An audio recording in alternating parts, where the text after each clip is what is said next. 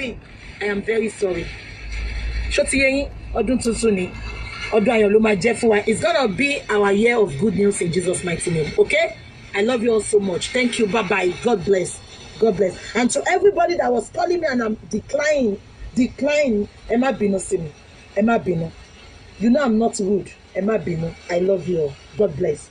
Bye.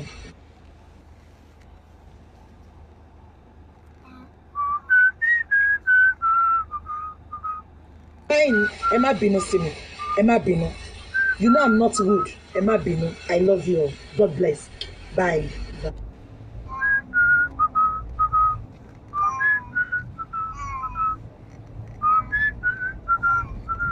Ajá balẹ̀ máa fi ṣe fún ọlọ́sàn ìbúkì. Ó yẹ kó mọ̀ pé ó lè sọ̀rọ̀ kó má gba èsì náà.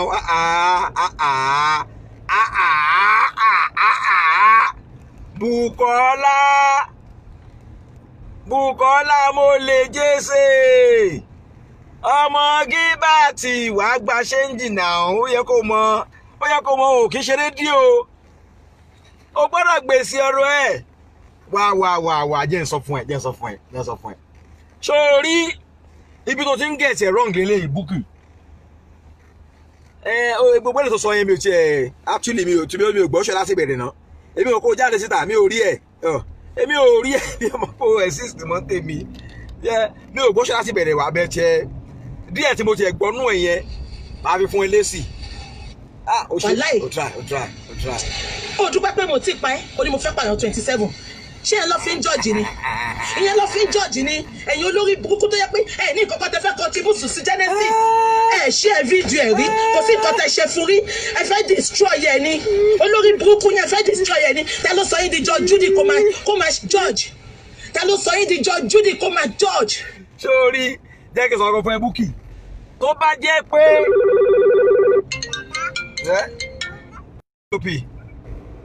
I'm walking down. Okay, I'll see you in a bit, okay? You know, àwọn mi ló ń pè mí yẹn. Now, tó bá jẹ́ pé kí ló ń porúkọ ẹ̀ Genesis gan fúnra ara ẹ̀. Tí ò bá kí ṣe pé òun gan ní kọ́lọ́fín nínú closet ẹ̀ ni. Ó yẹ kó ti lé ẹ̀ dànù tipẹ́tipẹ́ kó mọ orí èyàn tó jẹ́ ni. Sórí jẹ́ sọ fún ẹ, taboo gidi. Ó ní ẹ Bùkọ́lá. Taboo bàbá ńlá taboo ayé àti ọ̀run. Ṣé o ti ríra ẹni?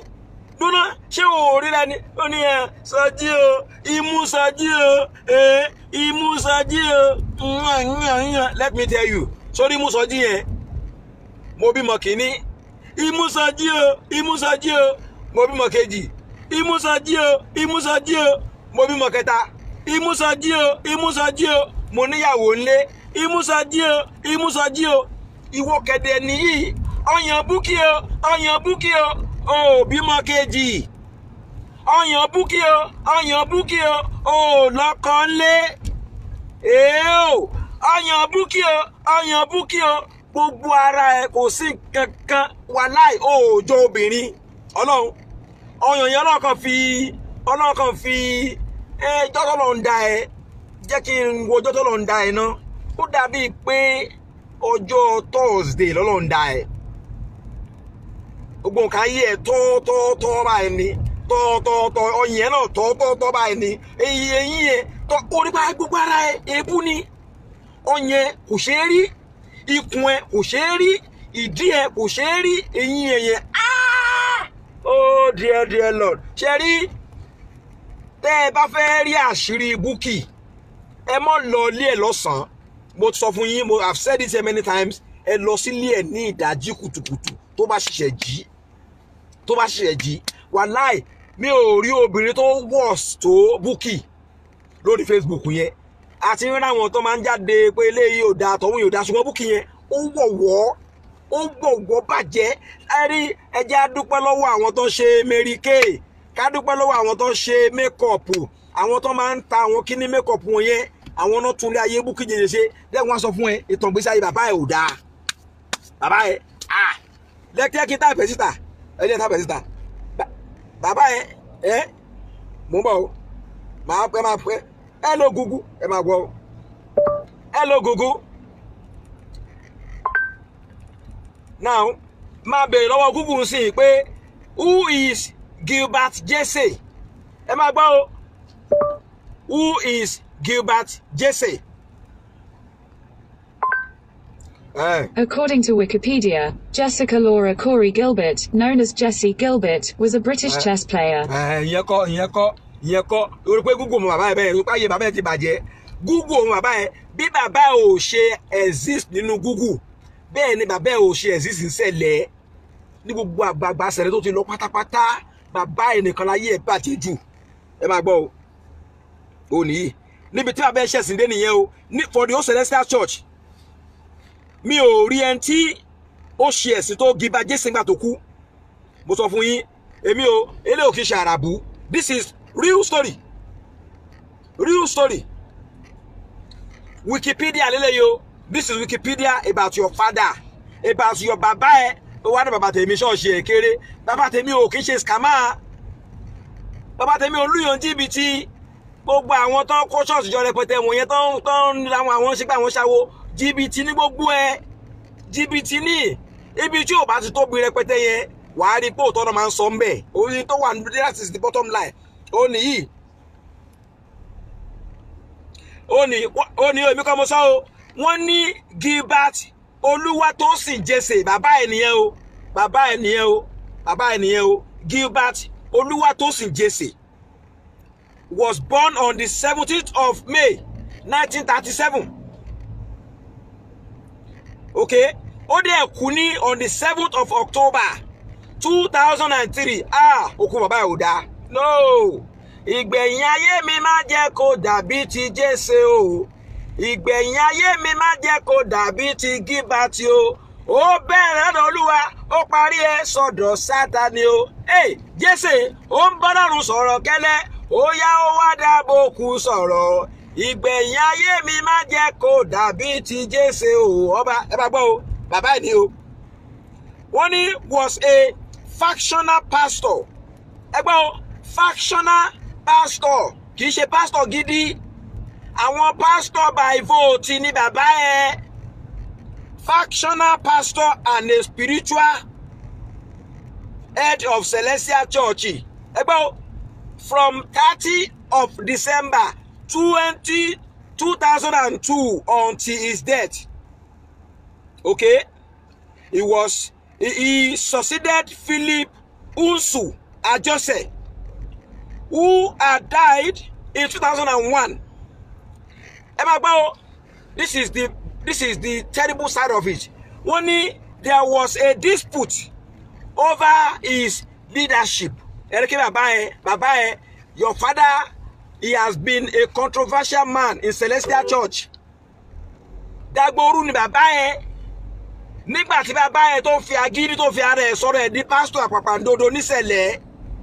Ó da Sẹ̀lẹ̀ rú ni, ó pín Sẹ̀lẹ̀ sí méjì. Up to now, your legacy, your father's legacy is the most worst legacy in Celestial Church.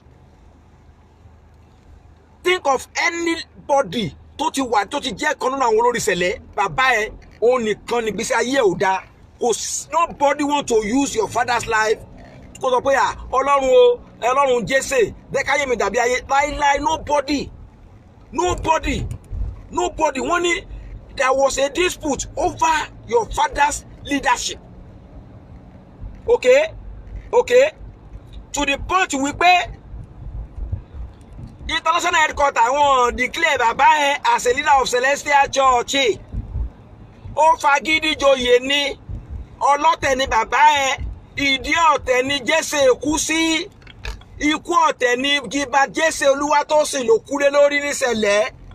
Mo ní o bọ́ síta, come and tell us the real life story of your stupid idiotic father tó bí ẹ lọ́mọ.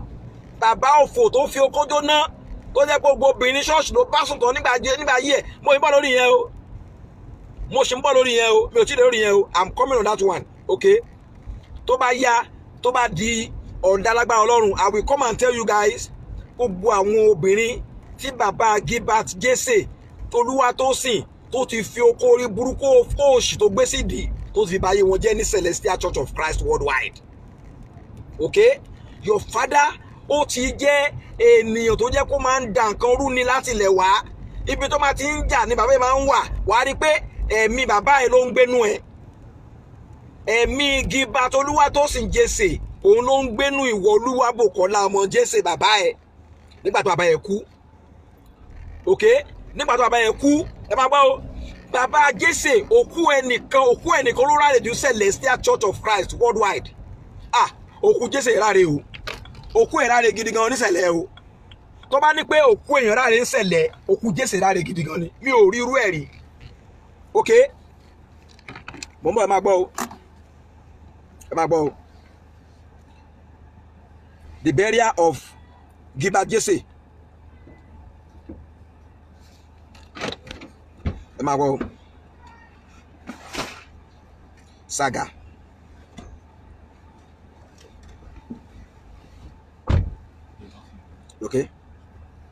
okay right burial of Gilbert Jesse saga in Nigeria èmi kọ́ mo kọ́ síbẹ̀ o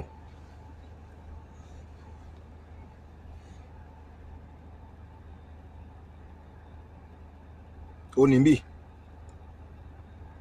tẹ́ bá lọ sórí Facebook lórí online gbogbo wa ń bẹ ó ní wọ́n ní the burial of late pastor of Celestial Church of Christ Gilbert Olúwatósìn Jesse is currently generating controversy among members of Celestial Church. Is currently generating a problem. Money on the 22nd of November, date chosen for his burial by the church has been rejected by the member of the deceased family who demanded that the corpse of the late pastor to be brought to his hometown in Eseodo local government area of Ondo State.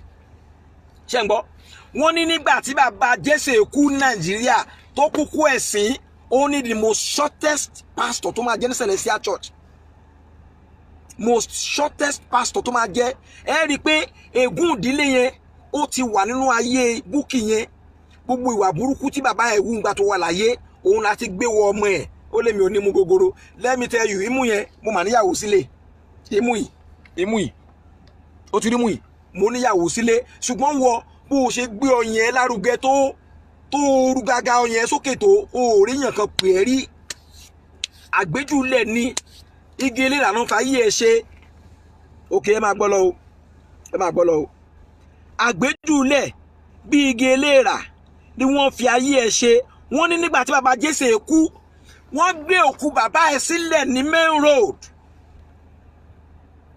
àwọn undertaker tí wọ́n gbà láti gbé òkú bàbá ẹ they refuse to carry your father ní ìjọ òkú ẹ ẹ̀sìn ìṣẹ̀lẹ̀ ẹ̀sìn ayérayé ni bàbá ẹ ṣe ó pín Celestial Church òun ló jẹ́ kí ìṣẹ̀lẹ̀ di 2 3 5 6 lé ní orí bàbá ẹ ló ti bẹ̀rẹ̀ wá sọ pé ó lè dájà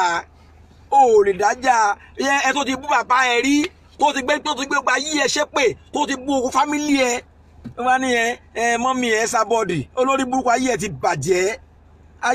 bàjẹ́ ọmọ Jesse Bùkọ́lá ayé ẹ ti bàjẹ́ inú ẹ ti bu òróòrùn sá wọ́n láwọn tó bá ti ṣe ń dà kí ló tún sọ mẹ́ẹ̀ náà.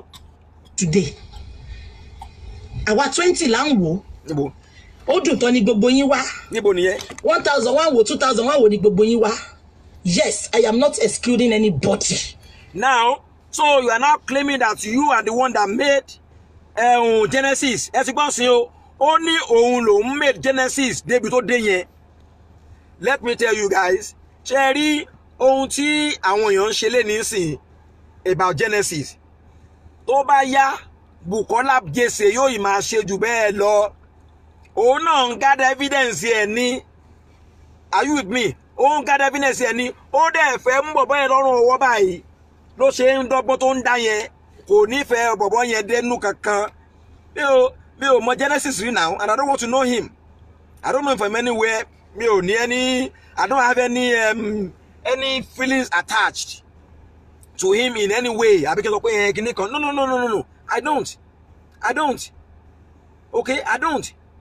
And whatever mo ti sọ mo ní tó bá jẹ́ tí n bá rí ẹ̀rí then I will treat him in fact beyond àwọn tó ń treat yẹn gbogbo ayé ló máa gbọ́n kó tó ṣe bẹ́ẹ̀ kò tí ì sí yẹn lọ́wọ́ mi èmi dẹ̀ sì ń wà òun náà mọ̀ èmi náà sì ń wà ó ní ohun ẹ̀pọ̀ ìmọ̀ ayé lóríṣiríṣi ohun Genesis I've got a lot of his voice there lóríṣiríṣi sense mi lóríṣiríṣi are with me so ó ràn ayé bọ̀bọ̀ yẹn lọ́wọ́. mo ti mọ Genesis ti pẹ́ mo ti pẹ́ church ẹ ni. ẹ wò bó ṣe ń mí ẹ wò bó ṣe ń mí ẹ̀mí ẹ̀ ti fẹ́ bọ́ jẹ́ sọ fún ẹ sórí there is something very small like this in between your chest okay something very small like this ẹ báyìí kékeré báyìí ni ẹ mọ nǹkan tán pé ẹ wò your heart is the most smallest and is here sórí gbogbo wèrè tó kó táyà yẹn tó lọ pé oúnjẹ lójú yẹn tó ṣe kìrìmọ̀ yẹn one day kíní yẹn ó máa wú àwa bo heart ẹ mọ́lẹ̀ ọ̀run yá nìyẹn o ìwọ kan ti pìrìtì o ti pìrìtì kú ọ̀rọ̀ ní pé tó bá kú ní ìsìn jẹ́ sọ fún ẹ bọ́ ẹbùkì o lọ́rẹ̀ o lẹ́bí o lára ẹnìkan péré ló lè wá síbi òkú ẹ ìyẹn ni àbúrò ẹ mo yọ o nìkan so láwọn tó kù tó ń sọ pé jésè búkì kíní kan wọn lè bẹ́ẹ̀ ṣe papọ̀ and ọmọ kan tó tún bí ayé máa bàjẹ́ o máa pòfo láyé ẹ o Bùkọ́lá máa pòfo láyé ẹ o ò láyé bó ṣe bàjẹ́ tó ọmọ ẹyọ kan tó bí wọ́n tún gbà lọ́wọ́ ẹ ọ̀dọ̀ yín bẹ́ẹ̀ náà lóríṣiríṣi orí burúkú ń bá yín jà nìkan ṣẹlẹ̀ sílé ayé yín gbé pósí wọn gbọmọ ẹ ìwọ náà wọ́n gbọmọ ẹ inú ẹgbẹ́ yín bẹ̀ yẹn ayé iṣẹ́ àbàjẹ́ bá torí Ọlọ́run pàtẹ́ pé ìyá tẹ́ntẹ́ ilé yìí náà ayé ò dáa ayé ò dáa ọmọ yẹn kan tó bí gbogbo ọjọ́ ayé pátápátá wo àwọn ọmọ mi ní mọ́tò yìí I've got Peter here Daniel is here Samuel is here ọkùnrin mẹ́ta láti very good 3 boys mo bí ìwọ bí ẹyọ kan péré wọ́n dẹ̀ gbà lọ́wọ́ ẹ ó yẹ kan lásán kó yẹ kó tó rònú fún ayé ẹ ó yẹ kó tó rònú fún ẹ ó nínú tó ń rò wá ń jàjà torí Genesis káàkiri ó fẹ́ kú torí ọkọ lọ́kọ ó lọ́kọ ńlé ẹ tó lọ́kọ gan ò torí ọkọ ẹ̀ kú are you with me ẹ tó bímọ fún Genesis gan kò torí Genesis gan kó lọ kú dànù ìwọ wúùdì kíni títì ẹ ṣe jẹ́ gbọ̀rọ̀ mi ṣe wá dẹ́rù jẹ́ bá torí Ọlọ́run mú kì ó dẹ̀ wá kankan sí sọ́rọ̀ ayé ẹ̀ kó má forí ọ̀rọ̀ lọ́rọ̀ kó má torí ẹ̀ lọ kú dànù torí Ọlọ́run owó bó ṣe ń mí ẹ bó ṣe ń mí. ó ti mọ ti pẹ́ chọ́ọ̀tì ẹ̀ ni mo ń lọ ní èkó story 2001 wo ni gbogbo mo tẹ̀. ẹ bó ṣe mí ẹ máa wo. àwa 20 mo dẹ̀ máa wá 20 yẹn up to today. àwa 20 là ń wò. hello ìtàn ti bẹ̀rẹ̀ o Genesis tó ń pátá yí ẹ ń ṣe o wọ́n ní àwọn 20 làwọn gbé ẹ jáde o ìtàn ti bẹ̀rẹ̀ o ṣó ń gbọ́ o. ok continue. ó dùn tán ni gbogbo yín wá 1001 wo 2001 wo ni gbogbo yín wá yes I am. èmi ń wo Genesis tèmi I don't watch Genesis. Not excluding anybody. Mo ti mọ Genesis ti pẹ́ mo ti mọ ti pẹ́ church ẹ ni mo ń lọ ní Èkó. ẹ wo ṣe mo ti mọ ti pẹ́ ẹ lọ dúná jẹ́ kí n bẹ̀rẹ̀ ìbéèrè kan ibi tó rí ẹ̀ ò ti pé gan tí ò ti ẹ̀ ọ̀rẹ́ ò ti wáyé mi wọ́n báyìí wà ní your father in the Lord ọmọ orí bẹ̀rẹ̀ gan Genesis gan náà and how old are you? mo fẹ́ tí n bá wò dáadáa tí n bá ṣe mistake wàá Genesis lọ if I'm not mistake wàá ju Genesis lọ dáadáa you will be older than Genesis if I'm not mistaken orí ẹ̀ ṣe wá burú báyìí torí Ọlọ́run ló wá ń pọ́n Genesis ló wá ń pọ́n jẹ̀bẹ̀ lákìsà báyẹn kí ló ń dààmú ẹ kí ló ń ṣe ẹ báyìí tí àìlọ́kọ èyí tó wá fẹ́ sọ ẹ́ di wèrè ni bó ṣe ń mí church ẹni mò ń lọ ibẹ̀ ni mo máa kú sí ibẹ̀ ni mo tí ẹ ti tán Bukky. story ó mọ àrògbà rẹ̀ ó mọ ògbéga ó mọ òsọ̀rọ̀ ẹ̀ fún wa evil people I pray you all are not surrounded by evil fake people. I'm sick and tired of every one of you. You all are fake.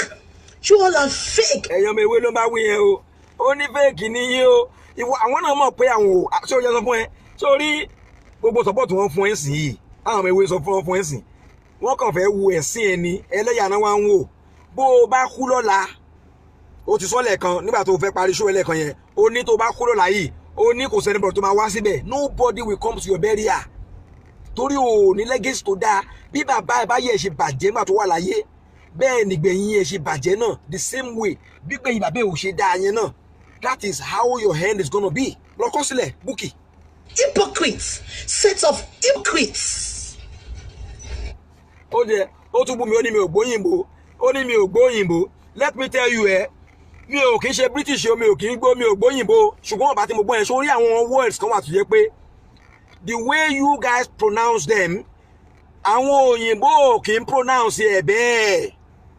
Ó ti yẹ Bukky lọ kàwé kó fi túnlé ayé ẹ̀ ṣe eléyìí tó kà yìí ìdí ló fi iṣẹ́ òjẹ̀ wèrè ṣe gan-an ó lóun fọ ó ń ṣe cleaner láàárọ̀ á lọ fọ̀ di lọ́sàn-án ó ayé ò dáa àwọn máa kúkú bible pleasure sórí ẹ̀jẹ̀ ríru is real.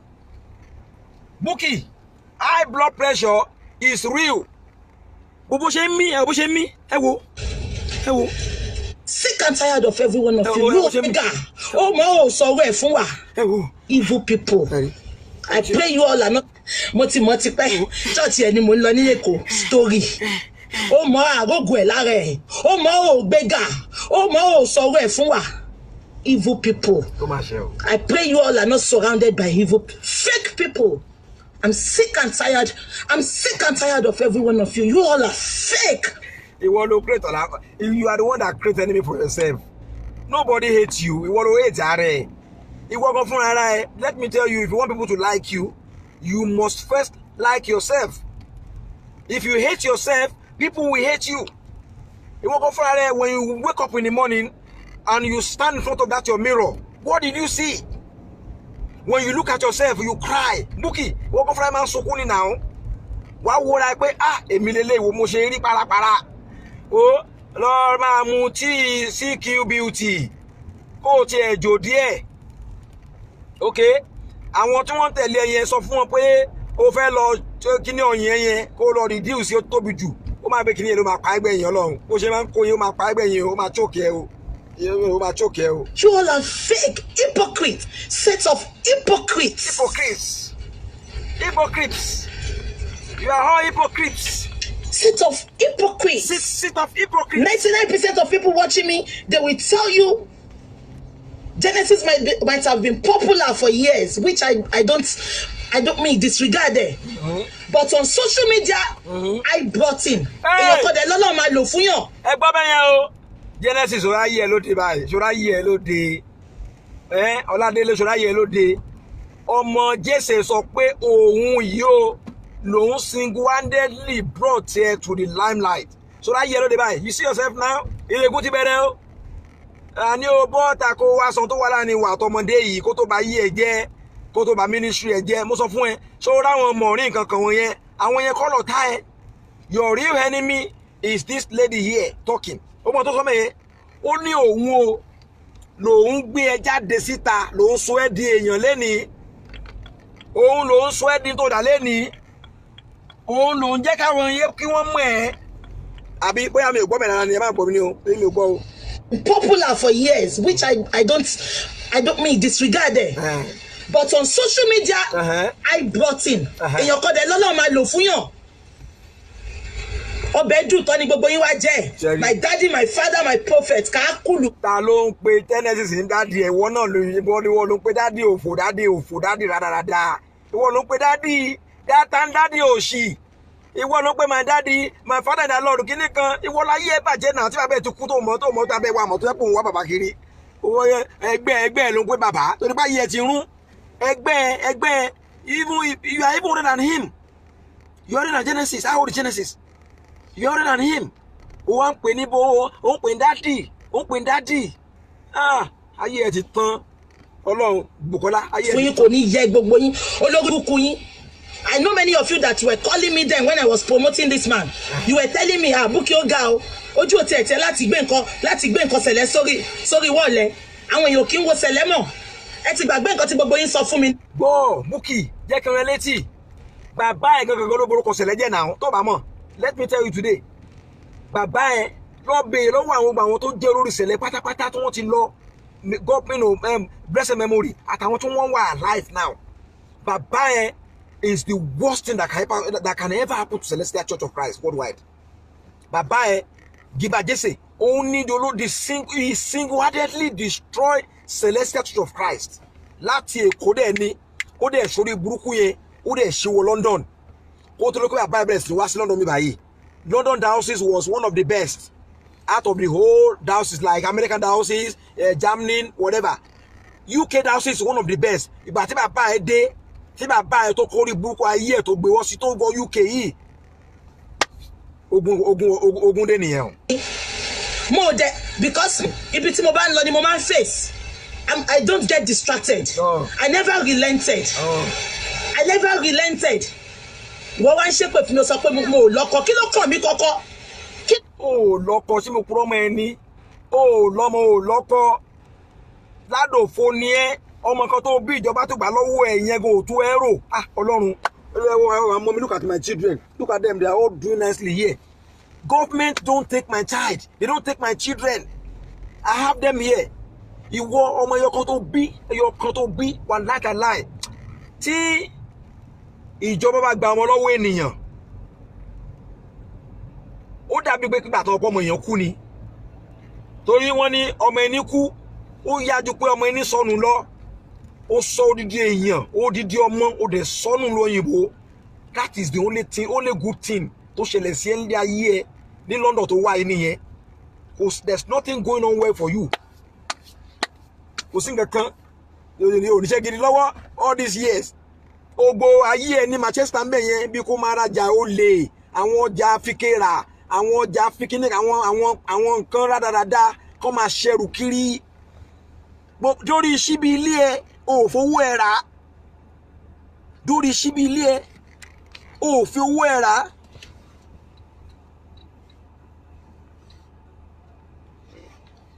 Ta ni léyìí? Only who cares daddy. Okay.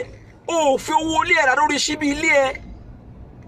Gbogbo nǹkan ilé ẹ bí kan bẹ fi kera. Ó fẹ́ ra ticket lásán gan lọ sí London bẹ́ẹ̀ yẹn. Wọ́n máa bẹ ọ̀dà ẹ ni. Àwọn ọmọ ẹjọ́ ṣojú orí búkà kiri wọ́n bí táyé bàjẹ́ dé nìyẹn o for the whole year tó fún lóyìnbó àwọn tó ń ṣe fraud ló mọ̀ àwọn tó ń ṣe fraud ló máa ń bá ní káàkiri o ò ní any good job kankan. ló kàn mí kọ́kọ́ à ń sọ oríire kọ̀ọ̀kan tọ́mọ̀tẹ̀ wá sọ bí ọkọ bíi ti ẹni olórí.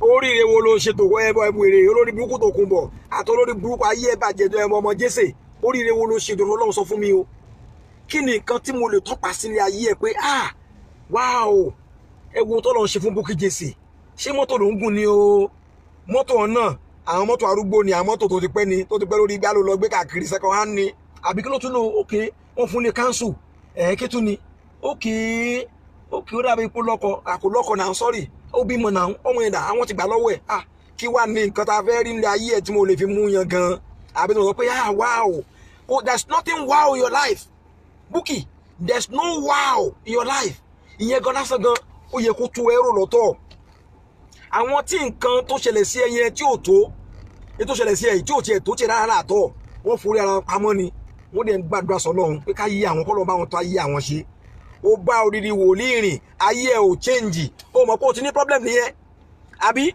Genesis wòlíì ni àbí wòlíì lẹ́sà pé náà kò dé lè gbàdúrà fún ẹ ká yí ẹ ní change àwọn èdè ń lọ sáàdù ẹ tiẹ̀ wọ́n ń gbàdúrà they have testified pé ẹ wáyé wá o ìgbà tá a bẹ̀rẹ̀ sí lọ sí Genesis we are good láti yọ ọdún yìí ó kàn ka years ni ẹjọ́ bẹ̀rẹ̀ ní ẹjọ́ bẹ̀rẹ̀ social media ní kíní kan ní and up till now there's nothing to take home ó yẹ kó yáyé ẹ wo you go and check your life. Buku dirty looking idiot very dirty guy I detest you I hate you with passion I hate you with every breath.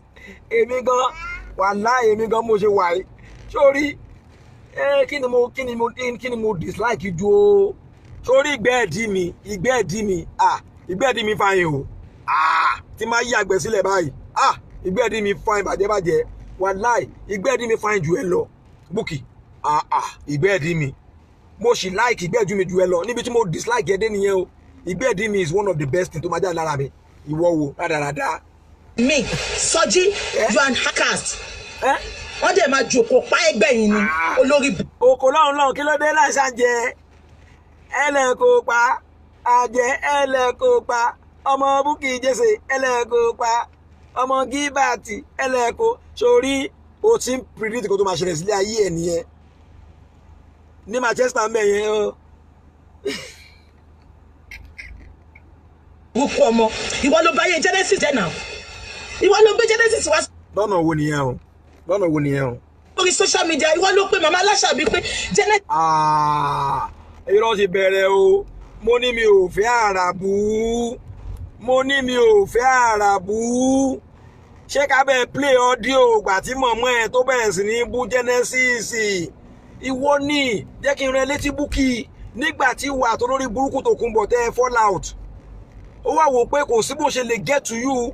The only way tó fi lè get to you ni pé kó ta sí Genesis. Olófin ta sí ẹ̀ngbà yẹn.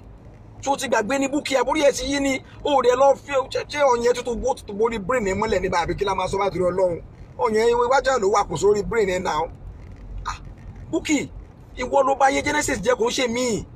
Èmi kọ́. Ìwọ àti Tòkunbọ̀ Ọláolúwa aláyé bàjẹ́ ni ọmọ Fóyèkẹ́ ni èmi kọ́. Ìwọ ló bá yé bọ̀bọ́ yẹn jẹ́ now. Sisi gbé mi lọ sọ́tẹ̀ ní Dubai. Ó ti gbàgbé ni. Ìwọ ló bá yé Kasali jẹ́. Ìwọ ló bá yé Òjó jẹ́. Ìwọ ló bá yé. No. Don't get it wrong. Ayé Prophet Kasali ó bàjẹ́ o. If you look at that man now, she's living well. She's getting younger every single day of his life because he got it right. Ayé Samuel Ojo ti bàjẹ́ already because ìyẹn oníjìbìtì ní Samuel Ojo now. Ayé ìsọ̀sọ̀ ọmọ Ojo ti bàjẹ́. Ayé Fọlọ́ṣọ́ Makarel ti bàjẹ́ because olórí burúkú ni wọ́n. Àwọn kan sì ń bọ̀ láyé wọn bàjẹ́ náà o. Àwọn tó yí support náà ayé wọn yìí máa bàjẹ́ last náà ní because olórí burúkú làwọn náà. Wọn yàtọ̀ sí Samuel Ojo, wọn yàtọ̀ sí Fọlọ́ṣọ́ Makarel. Continue. Macaulay jẹ́ gbogbo èèyàn Ọlọ́run ìwọ ló bá yé wọn jẹ́. Meanwhile bàbá ẹ̀. Hold on. Ṣé are you telling me pé Macaulay èèyàn Ọlọ́run ni ẹgbọ́n tí Bukky sọ ń sìn o? Ó ní àwọn èèyàn Ọlọ́run. So Macaulay èèyàn Ọlọ́run ni. Wèrè ọmọ lójú èṣù. Pósí bẹ́ẹ̀ fi ń lé wọn kiri inú inbox tó ní kó wá ṣiṣẹ́ pósí. Ó rí ṣó bàbá ẹ̀ ṣe. Bukky má ràràbù o. Okay? Bí mi ò ṣe ràràbù fún your father in the Lord Genesis jọ má ràràbù fún daddy mi. In tó bá mọ̀ ní kò sọ pa ẹ̀ please. In tó bá mọ̀ ní kò sọ pa ẹ̀. Tó bá ti ní evidence lọ́wọ́ táwọn èèyàn send evidence yẹ pé this is the message my father sent to them that they should come and do this, come and do that. So rò pé mi ò ràràbù fún Genesis. Àbí ṣé ká bẹ̀rẹ̀ sí ní ràràbù fún ara wa ni. I won't do that with you anyway. If you want to go down that road, I will not play that game with you. We don't lie on our page here, okay? We say it as it is. So má purọ́ mọ́ daddy mi please, má purọ́ mọ́. Ó gbé bàbá wa sórí social media. Sọjí a máa pawọ́pọ̀ pa ẹni. Igi ewédú ló máa wó. Èèyàn òkè èpè kọ́ nìyẹn náà igi ewédú bá wo. Igi ewédú bá wo ẹjọ́ ṣé igi ewédú lè pààyàn ní. Ewé bí ìgbà tó ń ṣẹ̀fẹ̀ nìyẹn náà. Ṣẹ̀fẹ̀ ń bí mi ò bẹ́ ṣeré. Ọlọ́yàn ńlá mi ò bẹ́ ṣe lérelére. Má sọ pé igi ewédú bá wo. Igi ewédú ò kì í pààyàn náà. How? Can igi ewédú kill somebody? No, come on man. And bá dẹ̀ lo pé we will gang up to kill you because tó bá sọ yẹn I will take that as a threat and that might land you in problem. Bukky. Okay, so màá ṣe mí pé mi ò gbọ́ nǹkan tó sọ mẹ́rin àbí kí ló sọ náà jẹ́ kí n túmọ̀ yẹn please. Igi ewédú máa bọ̀ọ̀sì tó ní kó wá ṣiṣẹ́ pósí. Ó rí ṣó bàbá ẹ̀ ṣe. Ó gbé bàbá ẹ̀ wá sórí social media. Sọjí a máa pawọ́pọ̀ pa ẹni. Igi ewédú ló máa wó. And now, did you see that now? I can easily take that one to the police and said, look at this girl. She's threatening my life. She said they will gang up together to kill me. Wọ́n máa arrest Bukky o. Máa ṣọ́n tó fẹ́ máa sọ lẹ́nu ẹ jáde o. Okay, máa ṣọ́n tó máa sọ lẹ́nu because those ones yẹn can easily land you in problem. Let me see that. What time ló sọ yẹn? Okay, 15 minutes, 50 seconds ló sọ yẹn. Ẹ jẹ́ ká let's take note of that one. Okay, 15 minutes, 50 seconds. Bukky threat. So, màá mú sọ́wọ́ bẹ́yẹn, okay? In case taba ní ìdọ̀jọ́ wájú. Pa ẹgbẹ̀yìn bó ṣe wà yẹn. Ewédú máa wó pa inbox tó ní kó wá ṣiṣẹ́ pósí. Ó rí ṣó bàbá ẹ̀ ṣe. Ó gbé bàbá ẹ̀ wá sórí social media. Sọjí a máa pawọ́pọ̀ pa ẹni. Igi ewédú ló máa wó pa ẹgbẹ̀yìn bó ṣe wà yẹn. Ṣé mọ̀ pé this is not the first time Bukky Jesse will be threatening people with death. Ó ti lóun fẹ́ pa àwọn èèyàn 40 something people àbí 20 something people gbà kan rí mẹ́yẹn. So ó ti hard memory list yẹn sìn. But màá ṣe pé kí mi ò gbọ́ yẹn. Okay, mi ò gbọ́ yẹn. Continue. Mi ò gbọ́ yẹn. Continue. Igi ewédú máa wó pa ẹgbẹ́ yìí ni. Ìwọ lórí burúkú ọmọ. Ìwọ ọmọ tó jẹ́ kó ti fi ẹ́ ṣe nǹkan oṣù. Ẹ táyé ń wò láwòsàn. Ìdí tí wọ́n ṣe fi mí ṣe nǹkan oṣù ni wípé kí n lè wá dín pẹ̀lú àwọn èèyàn bíi tiẹ̀ báyìí náà ni. Ó ní a gbé ọmọ náà kalẹ̀ fún ìṣubú àti ìdìde ọ̀pọ̀ ní Jerúsálẹ́mù àti káàkiri àgbáyé. A gbé ọlọ́gbọgbọrọ sílẹ̀ fún ìṣubú àti ọ̀pọ̀lọpọ̀ àwọn pásítọ̀ àtàwọn wòlíì èké wọ̀nyí àti àwọn èèyàn bíi Bùkọ́lá ọmọ Jésè ọlọ́yàn ńlá yìí. Ọmọge ọlọ́yàn pàǹdọ̀rọ̀ láńgbéjì náà ẹ̀fìyẹn lẹ́nà ń bọ̀. Òkú tó ń wo rẹ̀ láwòrán ẹni tó sọ pé ẹni àtìtàn náà wò ó ní kúre lẹ́nu ẹ̀. Ìwọ ni o sọ fún Genesis kò dì sí ọ̀ bí ẹ̀dá. Now, if you watch her show very well, you can see how she's forcing herself to talk. Ẹ rí i pé with pleasure, nicely, I'm just talking here, driving, nice talk. Stressless show. Stressless. But ẹ rí i pé bó ṣe sọ̀rọ̀ yẹn bí ẹ tó ti fẹ́ sọ́lẹ̀ ni, tó ti fẹ́ dàrú lẹ̀ ni. Bukky má torí ọlọ́rọ̀, má kù sórí ọ̀rọ̀. Má kù sórí ọ̀rọ̀ mi. Má kù sórí ọ̀rọ̀ mi. Kò bí ó tiẹ̀ jẹ́rìí wọn. Bóyá Genesis kò ní dẹ́ lóhùn. Okay. Nítorí dùn ẹ ni wípé mo ní kí Genesis wá ṣe disclaimer torí ẹ. Okay, wá bí ẹnu àbí o like ẹ bẹ́ẹ̀. Genesis ò ní ṣe yẹn fún ẹ. Ọ̀pọ̀ tí ó níbi tájọ DC now. Ẹgbọ́n tó sọ bẹ́ẹ̀ yẹn ó sọ with confidence. Ó ní láíláí kò ní Genesis ó ní kò tẹ̀. That means pé Genesis wọn bí ẹ̀dá kó wá ṣe disclaimer fún mi. Ní tó sọ fún ẹnìyẹn o. Bóyá ò gbọ́ bẹ́ẹ̀ lára, let me play it again. Kó gbọ́. Tó ń wo rẹ̀ láwòrán ẹni tó sọ pé ẹni àjítọ́ náà wò ó ní kúre lẹ́nu ẹ̀. Ìwọ ni o sọ fún Genesis kò dì sí ọ̀ bí ẹ̀dá. Kò bí ó tiẹ̀ jẹ́rìí wọn. Bó jẹ́rìí Genesis kò ní dẹ́ lóhùn. Ẹ gbọ́. Ó ń sọ bó ṣe mú dẹ̀mọ́ kébi tó wà ń bẹ̀ yẹn. She will be sweating. Tẹ́ bá rí ibi tí Bukky ti ń làágùn. Ìjẹ́ ẹ ti rí. Ṣé ẹ ti rí ibi tí Bukky ti làágùn rí? Gbogbo abíyàrá yìí omi ní ẹ̀rí àbí akọ̀rọ̀ lọ́ọ́ ṣe fàájì wẹ́rẹ́wẹ́rẹ́ kò sí wàhálà kò sí akọ̀rọ̀ ń sọ ni àwọn analyze ayé ẹ̀ díẹ̀. So ẹ̀rù ń bá ẹ̀ yàbí o fẹ́ kí Genesis wá ṣe disclaimer fún ẹ de o tún wá sọ authoritatively pé Genesis ò tiẹ̀ tó bẹ́ẹ̀ ni ìyẹn náà wà òkè kò tó bẹ́ẹ̀ kò disclaimer ẹ̀. Ẹ gbàgbé bó ṣe happen. Ẹ gbàgbé Genesis help bàbá mi. Ẹ gbàgbé ẹ̀. Ẹ gbọ́ bẹ́ẹ̀ kò bí ó tiẹ̀ jẹ́. Now ẹ gbọ́ o ó ní apart from pé Genesis sọ pé bàbá òun help òun pé there are other things tí àwa ò tiẹ̀ mọ̀ tí ó pa òun àti Genesis papọ̀ tó jẹ́ pé alàgbà yẹn ò lè jáde láyé àti láyé láti wá sọ ohun tí ò dá nípa òun. Ó ní wọn bí dà bẹ́ẹ̀. Ó ní wọn bí Genesis ọ̀làlẹ́lẹ́ wọn bí dà kó wá sọ pé òun disclaim wọ Bùkọ́lá ọmọ Jésè òun ò bẹ́ẹ̀ ṣe mọ́ pé ìjọ yóò máa gbóhùn ara ẹ̀. Èmi kọ́ mo sọ ohun tó sọ nìyẹn o ẹ jẹ́ replay ẹ̀kẹ́ gbọ́ o. Bó jẹ́rìí Genesis kò ní dẹ́ lóhùn. Ẹ gbàgbé bó ṣe happen. Ó ní kápẹ́ńtà Genesis ò tó fẹ́ yíyọ̀ ṣòó tó sọ mẹ́rin nìyẹn o. Ẹ gbàgbé pé Genesis help bàbá mi. Ẹ gbàgbé ẹ̀.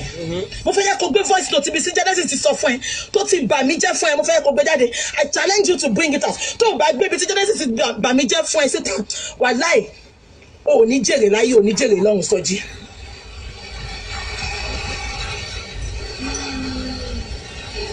Kí ló dé? Ó ti ń pọ̀ jù fún ẹ náà and you all will be telling me keep quiet. Èmi lónú yín ló bọ́ta sọ̀rọ̀. Èmi ni bàtà ń dùn lẹ́sẹ̀ náà. Kí ló sọ ọmọ yẹn náà? Ó ní èmi ni bàtà ń dùn lẹ́sẹ̀. Ọ̀rọ̀ ẹ ti ń yé wa bọ̀ díẹ̀ o. Prophet Ọládélé ọmọdé yìí ń bà kan bọ̀ o. Ó ń bà kan bọ̀ o. Ó dá ẹ já máa wú lọ náà. Ẹja máa wò lọ. Not your friend now, and you all will be telling me, keep quiet, keep quiet. Èmi ló nu yín ló bọ́ta sọ̀rọ̀. Èmi ni bàtà ń dùn lẹ́sẹ̀ náà. Yeah. Èmi ni bàtà ń dùn lẹ́sẹ̀ náà.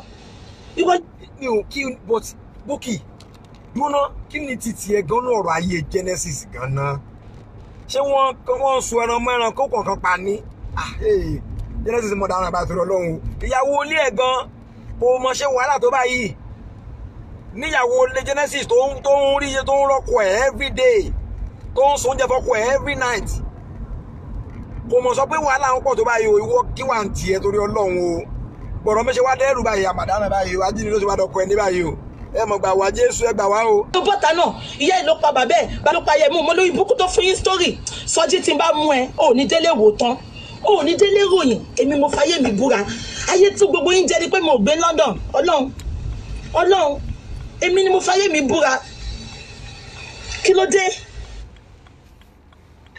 ṣé rí Bukky ó máa ń pa mí lẹ́rìn gan Ọlọ́run ṣé rí bọ́ọ̀lù ṣe wà ayẹnu lásán lónìí o Ọlọ́run tó bá rí mi ní ìsìn báyìí ó máa dó mi ní ẹgbàá mo sọ fún yín Bukky tó bá rí mi ní èní ó máa dó mi ní ilé ẹnu lásán lónìí ẹnu Bukky ní ẹnu lásán lónìí ẹnu ní àwọn tó ti rí dáadáa wọ́n ti rí tán wọn ní ẹ Bukky wo ọ̀lẹ́ ayé àtọ̀run ẹni jẹ́ tó ń pariwo Sọjí tí máa mú ẹ sọ́bí tó wà gbogbo ìtàn máa bẹ́ẹ̀ lálẹ́ yìí máa pa yín ní Sọjí máa pẹ́ lá kò dẹ̀ kúrò wájú ilé ẹ̀ a dẹ̀ fún ní orúkọ hòtẹ́ẹ̀lì tá a wà lálẹ́ ọjọ́ yẹn ó dẹ̀ mọ bí tá a wà but she will never come there ẹnu lásán ló nítorí ẹgbẹ́ gbẹnu sọ́njà rí.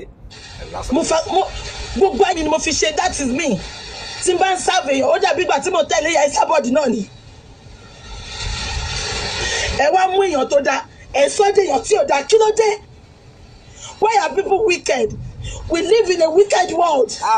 tó ń sunkún ni why you live in a wicked world ẹ̀mí àbúrúkọ sọ̀rọ̀ ayé ibi táyé ẹ bàjẹ́ dé o tún lọ ń lì kí àsìtò kún bọ̀ ibi táyé ẹ rún dé lẹ́yìn tó sọ pé bàbá ẹ ò lè ní tó ní bàbá ẹ ló dá sí ṣe rí gbogbo èébú tí mọ̀sọ̀ àwọn èèyàn ń bú bàbá Jésè lẹ́ni yìí ẹnu Tòkunbọ̀ láti gbọ́ Tòkunbọ̀ olórí burúkú aláyé bàjẹ́ yẹn ẹnu ẹ̀ láti gbọ́ kí bàbá ẹ pápá yàn ni òun kọ́ ló sọ o àwọn akọ́lá sọ òun ló sọ o ẹni yẹn ló tún wà lọ ń lì kí àṣẹ ẹ̀ ẹni wá sọ pé èèyàn burúkú èèyàn gidi ẹ máa sọ́dọ̀ èèyàn burúkú sóòtò Tòkunbọ̀ ní èèyàn gidi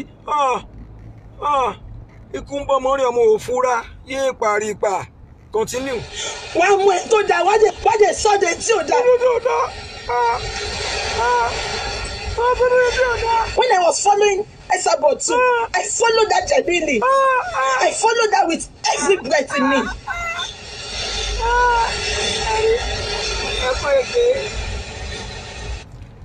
This is me. Asukunrojọ́ obìnrin ilé ló ń tú. Ó ṣàbẹ̀ gang fight ṣá. Kọ́ ṣàbẹ̀ ṣá máa protect Genesis. Ó ní ẹyẹ ló wà òkè. Ó ṣàbẹ̀ kí àṣírí tú kí wọ́n mi kó dàrú ṣá pé mi ò mú yín aláṣàbí mi jọ. Ayé ẹ ti bàjẹ́ olórí burúkú ẹni òfò. Kò ní yẹ Tòkunbọ̀ mi tó wà lọ́hùn. Ayé ọmọ Fóyèdé ò ní dá lọ́hùn. Wèrè. I'm a loyalist. Yeah. No, he's not working me up. He's getting too much. He's getting too much. Èèyàn kọ́kọ́ dé akọ̀ ọmọ àbàyàn jẹ́ lórí social media. Ṣé mò ń gbowó lọ́wọ́ Genesis ni? Mi gbowó lọ́wọ́ ẹ̀. Hello, Bukky. O ti ń purọ́ o. Owó tí àwọn èèyàn dá fún ẹ, o kò fún Genesis. Genesis said this. Check him play voice fún ẹ. I can play his voice. He said it. He said, I did not collect any money from anybody in London. Nobody paid for my hotel. Nobody put any money in my account. Money on me, I can play for you. If you demand this, I will look for it and play it for you. The other long, Bukky. Somebody should call me, please. Kí ló dé? O mama bọ́ta lójoojúmọ́, o mama bú mi, o mama bú ìyá mi, o mama bú bàbá mi. Kí ló dé, Sọjí? Enough of your fuck. Ọ̀rọ̀ náà dùn, ó fẹ́ ké. Ọ̀rọ̀ náà dùn, Bukky Aramu. Ó fẹ́ ẹnu ẹ̀ ò tí ẹ dá pẹ̀lú gbé. ó yẹ kó ṣó ẹnu ẹni o ẹnu ẹ pẹ̀rẹ̀pẹ̀rẹ̀ bí aṣọ tó ti ya yẹn ọṣẹ ni sọjí yẹn ẹlẹ́nu bárabàrà bóyin ẹ ṣe rí bẹ́ẹ̀ lẹ́nu ẹ ṣe rí bẹ́ẹ̀nu ẹ ṣe rí bẹ́ẹ̀ ni díẹ̀ ṣe rí bí díẹ̀ ṣe rí bẹ́ẹ̀ ló bó orí ẹ ti dàrú ọmọ yìí orí ẹ ti dàrú gidi gan o màá ṣe ṣòwò fún ẹ 24 hours mo tún máa padà wá lóru èní aago méjìlá màá tún padà wá lóru èní yes ẹ̀mí àti ẹ àtijọ́ lẹ̀pọ̀. Ìsọjí enough of fuckery. I'm not gonna take it lightly with you again. Me láṣìírí lọ́wọ́ anybody. Nobody knows. Ó ti sunkún ọ̀rọ̀ náà ti dùn. Ẹbí kí wọ́n lójú mi ò don't have any secret from anybody. Not to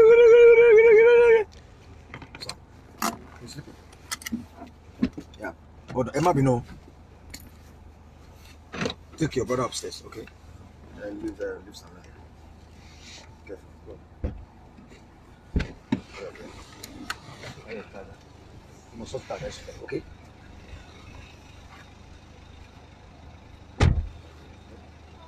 Sorry. Martin. Everybody sunkún ẹlẹ́kùn ẹgbẹ́ rẹ̀ ní Bùkọ́lá o ẹlẹ́kùn mìíràn ó dà sunkún burúkú báyẹn ẹ Sọjí I don't have any secret with anybody. My story.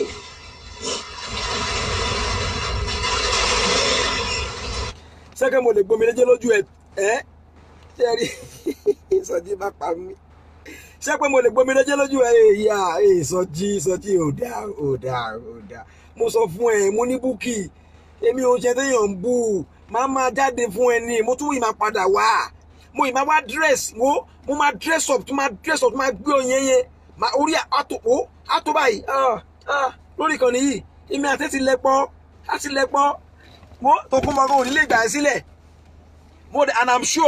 and I'm sure now Tòkunbọ̀ is here hello Toks ó wà ń bí ó ń wò mí o ó ń rẹ̀ ní bó ṣe wà yẹn o a máa fa sìgá ní mẹ́rin àwọn ọmọ àlè ọmọ Jésù olórí burúkú owó tí mo gbé mo hìtì ẹ̀ bàjẹ́ Sọjí máa gbé fún jàre wá ṣeré ọmọ mi ó fẹ́ mú sìgá lọ́wọ́lọ́wọ́ báyìí ni wèrè aláyé bàjẹ́ continue.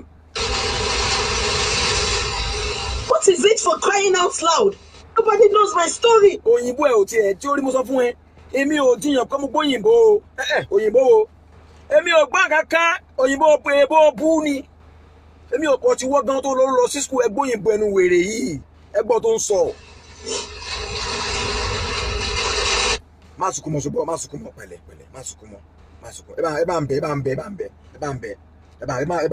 bẹ Búkì ẹ má rẹ ẹ ti rẹ́rìn jù náà ó yẹ kẹ́ máa sọ pé Búkì máa ké mọ́ o ṣe bí mo ti bẹ̀ẹ́ lẹ́ẹ̀kan ààbò láṣejù ni Bùkọ́lá máa ké mọ́ o ọmọ Jésè ṣe bí mo ti bẹ̀ẹ́ lẹ́ẹ̀kan ààbò láṣejù ni Búkì yàrá máa ké mọ́ o ṣe bí mo ti bẹ̀ẹ́ lẹ̀ sọ́wọ́pọ̀ ọmọ yẹn bù náà. Then you don't have to be crying. Kí a máa wá sí ìyá pé mi ò jà mọ́ no. Coward ló máa ṣe bẹ́ẹ̀ yẹn. I'm not a coward man. Má sunkún mọ́ pẹ̀lẹ́. Ó dẹ̀ fi odidi 10 seconds ó fi sun ẹkún lábẹ́lẹ̀. Kò réyàn rẹ̀ o. Ó fi sun ẹkún lábẹ́lẹ̀. Ẹ máa gbọ́ ẹ wo bẹ̀yẹn o. Ẹ rẹ̀ bó quiet. What is it for crying out loud? Nobody knows my story. Àmọ́ story ẹ ò dá Búkì. Story ẹ ò dá ó dọ̀tí ó bàjẹ́ ní Manchester mẹ́yẹn. Wọ́n bá ti rí ẹ bá wọn ní ṣe Búkì yẹn àmọ̀dára náà. Àmọ́ wọn gidi gan ni àmọ́ wọ́n mọ̀ ẹ́ jù story ẹ ò dá wáyé ẹ dọ̀tí. Ókè nìyẹn. What is it for crying out loud? Wọ́n lè wá jẹ fídà Bùkọ́lá wá gbà fídà Bùkọ́lá wá gbà fídà Yéṣu kún mọ́ ẹkún òran tó wà nílẹ̀ yìí o wà á fèsì mi ni because ìwọ ló kọ́kọ́ wá bá mi ẹkún òran tó wà nílẹ̀ yìí motivational speaker ní ẹ Bùkọ́lá wà á gbà bẹ́ẹ̀ ni okay ó ní Ọlọ́run ṣe operation meet your match oh lè máa sunkún now oh you are not strong enough come on Bukola don't cry baby. ló máa ń jàdù Genesis mi ìgbówó níbẹ̀ náà mi ìgbówó níbẹ̀ kí ló dé.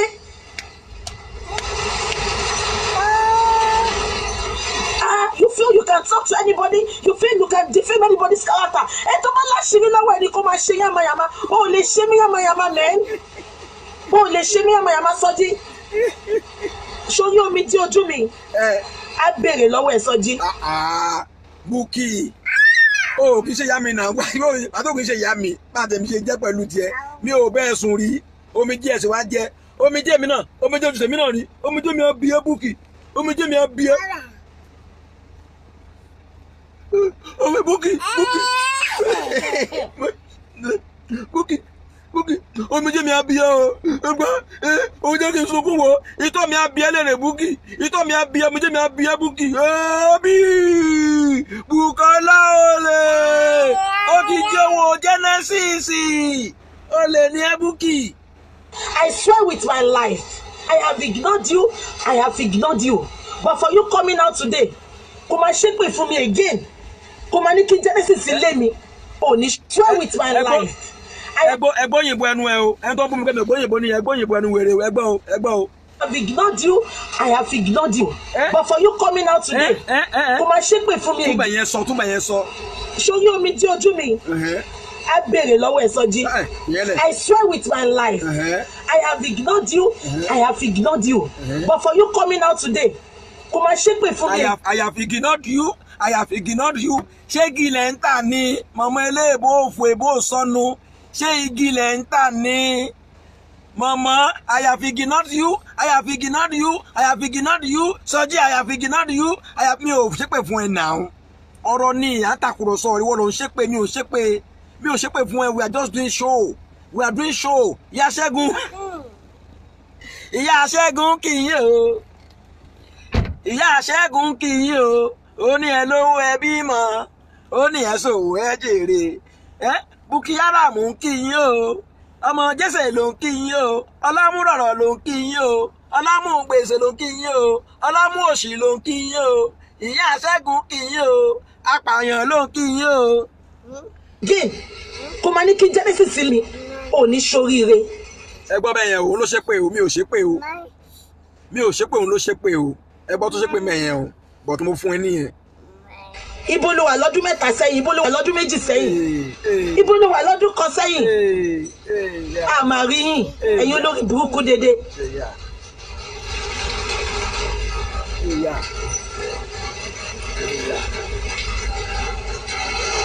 No, àròkàn ni. Ẹ gbọ́ bẹ́ẹ̀ yẹn o, ó ní àròkàn ló jẹ́ kó máa sun ẹkún. Ṣẹ́rẹ́kú tó ń sun yẹn ni wípé bí ìbá ṣe dáa tó kó jẹ́ kí mo fẹ́ bọ̀bọ̀ yẹn ṣá, ó ṣàfẹ́fẹ́ máa yẹn by fire by force. Ṣé o jẹ́ sọ fún ẹ Bukky? Tó bá tẹ̀ wàá pùn pé Genesis fẹ́ fẹ́yàwó mi, Ọlọ́run kò lè fẹ́ ẹ. Ọlọ́run kò ṣe tẹnu o, kò lè ṣe kí ni, kò lè fẹ́ láíláí because o ti ní ègún wà lórí ẹ. Ègún ń jà ẹ́, ègún má ṣe rere ń jà ẹ́. Kẹ́sì ò lè fẹ́ kó tẹ̀ máa fẹ́ gbogbo ní ayé àtọ̀run pátápátá. Kò lè fẹ́ Bukky. Àṣedànù ló ń ṣe. Jẹ́ kí n sọ fún ẹ nísìn. Àṣedànù ló ń ṣe. Ó kàn ń roko sóko olóko ni. You are cultivating somebody else's farm. Bukky, àṣedànù ló ń ṣe.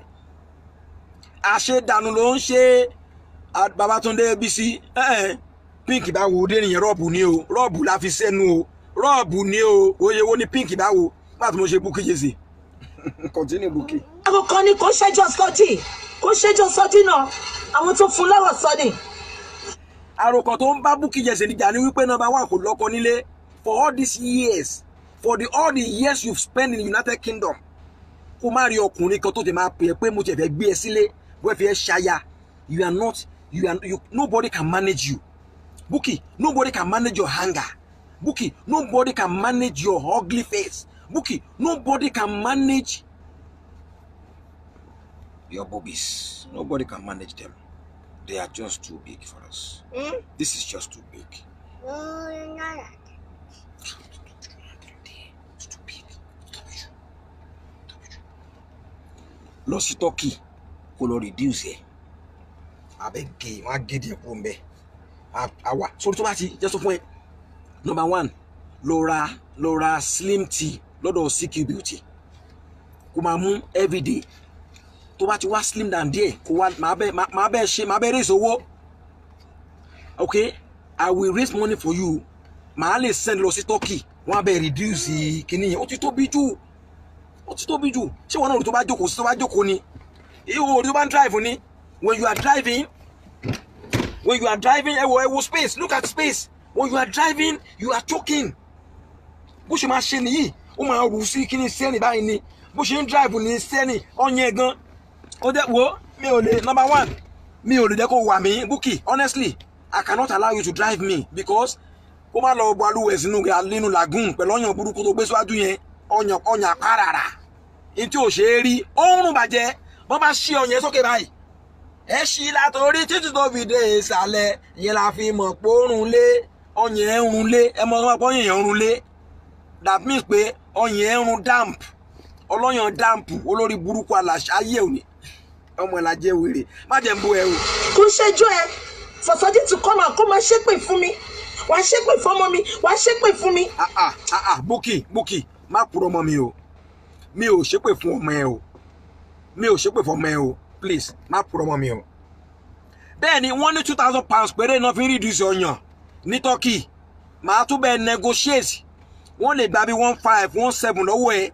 Just 3 days course ni. Wọ́n á reduce ẹ tó máa ti reduce kúrò. Then méjì ló máa ṣe. Èkíní, ọyàn yẹn gbọ́dọ̀ wálẹ̀. Èkejì, eyín yẹn. Look at my teeth. Show me your 32. No matter condition fẹ̀yìn ẹ̀. O ò lè fẹ̀yìn ẹ̀ bí tèmi. O ti lẹ́yìn. Eyín lórí. Ọkùnrin wo ló fẹ́ gbé okó ẹ̀ sí ẹnu ẹ yẹn? Bukky, on a serious note. Má jẹ́ nǹkan ṣoṣo fún ẹ o. Ọkùnrin wo ló fẹ́ jẹ́ kó o fi eyín yẹn kó o fi sọ́ọ̀kì okó òun? Eyín ṣe ò dá yẹn. Olú ẹ lọ lẹ́nu yẹn. Ilé ló lọ tààràrà o. Ilé ló lọ tààràrà o. Oko ti relé o. Ilé ló lọ tààràrà. Bukky ti gé mi jẹ lóko o. Ilé ló lọ tààràrà. Bó bá dọ̀rùn kó wẹ̀yìn wo. Bó bá dọ̀rùn kó wẹ̀yìn wo o. Bukky ti gbé mi lóko jẹ o. Wàá gé mi lóko jẹ ni. Who want to do that? O lè gbókó mi sẹ́ ní bàrà. The only thing tí mo kàn lè recommend, ọmọ burúkú lọ́jọ́ tiẹ̀ náà, ṣùgbọ́n rú ẹ bó ṣe wà yìí náà, o lè last in bed. Ọwọ́ kan ló lè ṣe, Bukky, honestly, ọwọ́ kan ló lè ṣe. Gbogbo ara ẹ ọ̀rá ló kún, gbogbo ara ẹ ọ̀rá ti báyé ara ẹ jẹ́, o lè ẹ̀kan bó ṣe wà yẹn, bí ẹ bá bẹ́ẹ̀ sùn ju bó ṣe wà yẹn, o lè gbábẹ́ lọ, o lè gbábẹ́ sọdá sọ́run. You will just collapse and die, Nobody wants to carry anybody's dead body, you know what I'm talking about? Àwọn ọmọ tán chọ tán, kì í ṣe exercise. Bukky, máa jáde, máa jọ́ọ̀gì láràárọ̀, kó o lè fit díẹ̀ o fit. You are not fit enough. Tó bá rẹ̀ ti fit bẹ́ẹ̀ yẹn, àwọn sexy mama, àwọn sexy baby, àwọn tó ń rùmùrùmù, but they can gbé their body. Lè gbé body ẹ Bukky. Mo challenge ẹ bọ́ sàlálẹ̀ kó gbé body ẹ fún wa. Ọyàn gan, the weight you carry on your breast is more than your whole body. Ọlọ́run. Má bú ẹ Bukky, má jẹ́ kí n bú ẹ o. Má jẹ́ kí n bú ẹ, mi ò fẹ́ búyàn o. Ẹnu mi ò fẹ́ búyàn o Bukky. Má jẹ́ kí n bú ẹ o. Má jẹ́ kí n bú ẹ o. Soji. Yes. Soji. Yes. Láti èmi lọ, gbogbo ẹ tó bá bá mi ṣe, tó bá bẹ́ẹ̀ ṣe, gbogbo ẹ tó bá bá mi ṣe, tó bá bẹ́ẹ̀ sọ̀rọ̀ lásán, máa bọ́ta gégùn fún wọn.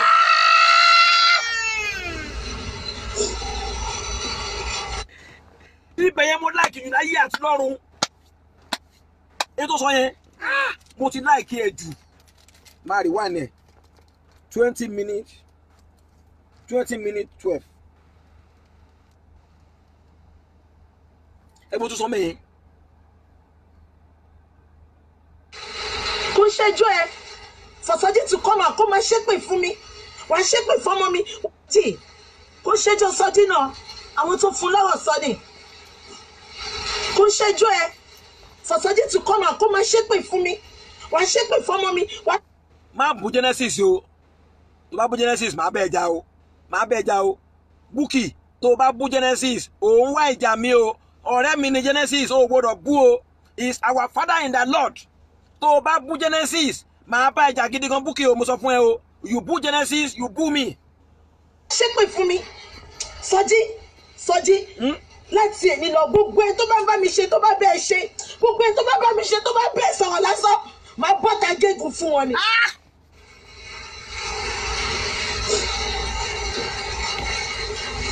ẹ ti gbọ́ bẹ́ẹ̀ yẹn o ṣé ẹ ti gbọ́ bẹ́ẹ̀ yẹn sìn yìí o ó ti gé ó ló máa gégùn fẹ́ nìyẹn o ẹ ti gbọ́ bẹ́ẹ̀ yẹn. kí ló dé ìwọ kan náà ìgbà tó wá sí ṣọ́ọ̀bù Eloquenza bó ṣe wá sílé mi nìyẹn. mo ò jẹ́ mọ́. Bukky ye purọ́ now. I didn't come to your house. I came to Manchester to celebrate with Eloquenza, and you are there shouting in front of your house, bullying me, my wife, my children. You are cursing us, telling us where we should show our location. On that very night, I had to report to the police that look, there's a lady here threatening me and my children and my wife, because I went there with my lovely wife and my children. And you are telling us, show your location now. I will come to where you are. I will come to your hotel. Ale, I've got your video. Shaking Bear upload there. Shaking Bear upload there, but upload there, be upload there. Ni Bukky, show right now. Kill on share now. Grow up now. For a long time, you wanna know jáde. Ṣépè fún mi. Mo yìí ní fídíò yẹn. Kò ṣépè tó ṣe fún ọmọ mi. Nítorí ẹ̀tọ́ Ọlọ́run lálẹ́jọ́ yẹn àṣepé o. A sì ní fídíò yẹn o. Jọ̀ọ́ mi upload fídíò yẹn Bukky. Ṣépè ńjọ́ yẹn o. Ṣépè akàn ṣeré ni. Ṣé are we not allowed to share ẹ̀fẹ̀ ni? We are here now, we are doing ẹ̀fẹ̀ now. You know, we are interacting now, you know what I'm saying? You know what I'm saying? You know what I'm saying? I'm describing my body. Actually, me go fẹ́ lọ ṣọyàn. Mo fẹ́ ní ọyàn kọ́yàn mi tó bíbí ti Bukky yẹn.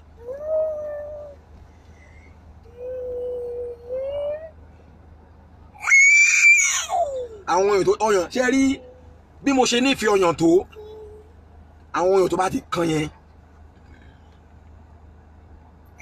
Ìyàwó mi tẹ́lẹ̀ if you see my wife breast àwọn omi kan máa ń jáde ń bẹ̀ very sweet very nice. Tẹ́ ẹ bá mu ọyàn Bukky tẹ́ ẹ bá gbé ẹnu lé ọyàn Bukky oró poison òkúnnú ẹ̀ ẹ ti jẹ cheese ẹ ti jẹ cheese rí bọ́ọ̀yẹn ṣe rí nìyẹn àwọn cheese. Kí ló dé ìwọ ló mú orúkọ àwọn ọmọ ọlọ́mọ ló mú lọ sínú igbó gbogbo àwọn wòlíì Yẹmí Ṣónúbí Yẹmí Ṣónúbí alágbèrè ní náà ọ̀mùtí ní náà sọ̀mí èwo nu wọn tó yege. wà ní Ọláyẹmí tó wà Manchester. Yẹmí Manchester alágbèrè ní náà sọ̀lómí èwo tún nínú wọn náà. ìwọ ló sọ̀rọ̀ wọn ó máa mú ọ wálẹ̀ ni bàbá olórí. torí kí ló pé bá mi yẹn. burúkú dẹ̀rẹ̀. Bàbá mi olórí burúkú ṣùgbọ́n orí burúkú bàbá tèmi ṣe orí burúkú bàbá ẹ̀ ó pọ̀ ju bàbá mi lọ o. Bàbá ẹ̀ ṣe orí burúkú lójú ayé ẹ̀ ó dẹ̀ ṣe orí burúkú lẹ́yìn ẹ̀ dé ọ̀la yìí gbogbo sẹ̀lẹ̀ worldwide wọ́n ń gbé gíba jésù wọ́n ń gbé ṣépè everyday ni. Should we continue? Am I communicating? Should I continue? Bàbá ẹ̀ celestial worldwide wọ́n ń gbé bàbá ẹ̀ ṣépè ní everyday ó ní iṣẹ́ ọwọ́ wọn yóò máa tọ̀ wọ́n lẹ́yìn iṣẹ́ ọwọ́ bàbá ẹ̀ ó ń tẹ̀ lọ́yìn ni iṣẹ́ burúkú ọ̀tẹ̀ rìkíṣí bàbá ẹ̀ la bá ń bẹ̀ ọmọ àlè jàtìjàtì. tó kọ́ tọ́ílẹ̀tì tó fipá kọ́kọ́ tọ́ílẹ̀tì tó sọ kọ́ church ó ní gbé sórí bàbá ẹ̀ wá. Don't get it wrong. Bàbá mi kọ́ ló kọ́ church ilé Ọlọ́run ni ó ní ilé Ọlọ́run la ó máa pè é. My father is not the owner of the church. The church belongs to Celestial Church of Christ worldwide. Go and check it out. Olùṣọ́ àgùntàn ni bàbá tèmi ṣe ń bẹ̀. Ọlọ́run kan lè lo ọwọ́ ẹ̀ láti kó àwọn ènìyàn jọ síbẹ̀ láti kọ́ ilé fún Ọlọ́run. That building does not belong to my father. Láì tí ẹ kó gbà o. Should we continue? Should I continue? Am I communicating? Sọjí.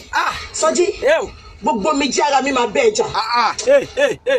Omijé Ààrẹ báwo mi ò bẹ́ẹ̀ sùn náà ẹjọ́ bá ń bí Bukky léèrè ṣé mo bá Bukky sùn ni jẹ́ sọ fún ẹ àwọn tó lè máa lóru language yẹn fún pé Omijé Ààrẹ máa bí wọ́n léèrè ṣé ká dárúkọ ni ẹ̀dá fi yẹn lẹ̀. Gbogbo ẹ̀kọ́ tí mo sùn ní gbogbo ìtara tí mo fi bọ́ta wá sọ̀rọ̀ because nínú ẹkún nínú painter tí mo fi bọ́ta because. Ṣẹláyé so kò sí you don't have any joy in you are living in sadness. Ẹgbọ́n tó sọ ó ní nínú ẹkún lòun fi jáde nínú ọ̀fọ̀ lòun fi jáde nínú ìdààmú lòun fi jáde. Can you see your life now, Bukky? There's nothing good going on with you. You are in sadness, you are in sorrow, you are in bitterness. Bitterness have swallowed you, have overwhelmed you, has overtaken you. Only yóò lé ọ bá, and it shall overtake you. You allow it to overtake your life. So that year ti bàjẹ́ sí báyìí Bukky. Ó ní nínú ẹkún ló wà. Nínú ẹkún ló wà Bukky Jesse. I am a baby. Ọlọ́run ńlá. Nínú ẹkún ló wà Bukky Jesse. You are my darling. Nínú ẹkún ló wà Bukky Jesse. Gbangba. Ọba máa compose orin fún ẹ o. Mo bẹ́ sọ̀rọ̀. Àti ṣíkọ́ tí mo dẹ̀ sọ̀rọ̀ sí. Wọ́n pè mí sọ fún mi ni pé àti ṣíkọ́ lọ́mọ sọ̀rọ̀ sí mi ni mo ṣe bọ́ta. Mo dẹ̀ ti pè wọ́n immediately for you people to see that I'm a peacemaker. I don't like. Ó ti kúrò o. Bukky. Oníwọ̀ you are a peacemaker níbo. You are a peacemaker for where? Tó bá ń wá bàbá ńlá èṣù ayérayé. Tí wọ́n bá ń wá èṣù tí wọ́n rí mọ́. Ìwọ gangan lè ṣù. Ó ti sorry now. Mọ̀ mí o. Èmi Bukky Jesse. Èmi Bukky Jesse. Máa ti bó ṣe máa ń sọ nìyẹn o. Oníwà ti pagbo yín. Bukky. Nu ẹnu onírọ̀ ni ẹ. You like too much. Omijé ọyàn Bukky.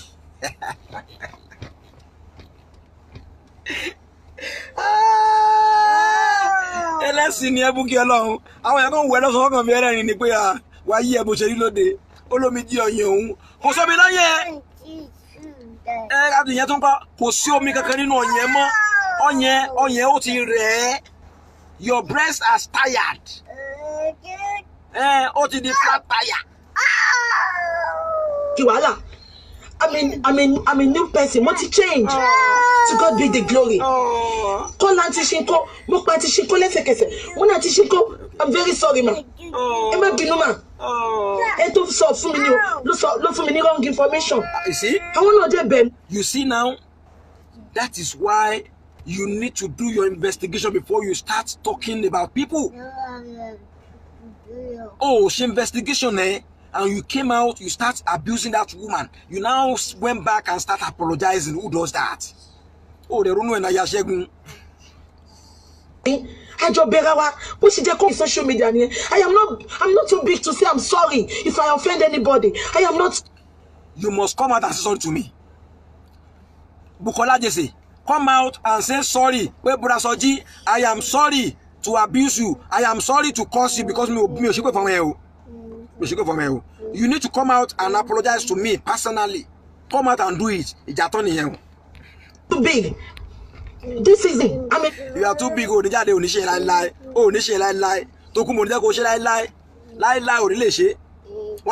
very humble.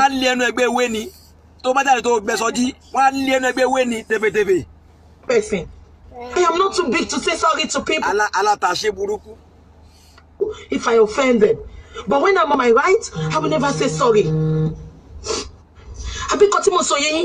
am not too big to say sorry to people. I say sorry to people. They bought a for one lale for me. I don't think to post next time. We shake here. Shake your body. Bukky Jesse, shake your body. Bukky Haram, shake your breast. Shake your breast on your hip. Shake your breast. Me shake your breast. Shake amu. Shake amu. Yeah. Shake your breast. Yeah, shake your breast. Get body here. Get breast here. That's it. In Shebe and Tori. Umama rants because Muri as an illiterate but pronouncing Congo almost. Let me tell you, if you go to university, if you go to Cambridge, does not make you literate. Okay?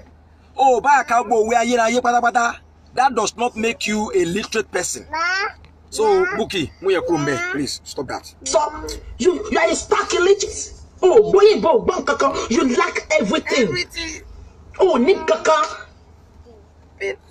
I don't have anything. You want to the one ninka? You want to ninka Buki? Eléyìí kò gbé ẹ. Eléyìí kò gbé ẹ. Eléyìí kò gbé ẹ. Eléyìí gbogbo ọjà ló ti ta lórí Facebook yìí. Eba, just tell me pé nǹkan bá ní Buki ò tà rí. Dada. Ó ti ta sọrí. Ó kò gbà wọlé. Ó ti ta pọ̀nmọ́ rí. Ó kò gbà wọlé. Aya má ṣe ó tàrí ó kò gbà wọlé. Ìgbà kan ló ń ta kíní pot tó fi ń so oúnjẹ party yẹn ó kò gbà wọlé ó jẹ gbárùn. Ó tún ló ń ta ọbẹ̀ wà gànyìn ìgbà kan náà báyìí ó kò gbà wọlé. Kò sí òwò kan báyìí.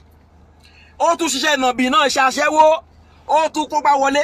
Ìyẹn nìkan ni mi ò dùn sí. Báwo lè ṣe máa ṣí iṣẹ́ ìnàbì? Kó dẹ̀ tún ṣe kíni? Kó tó kó bá wọlé Malian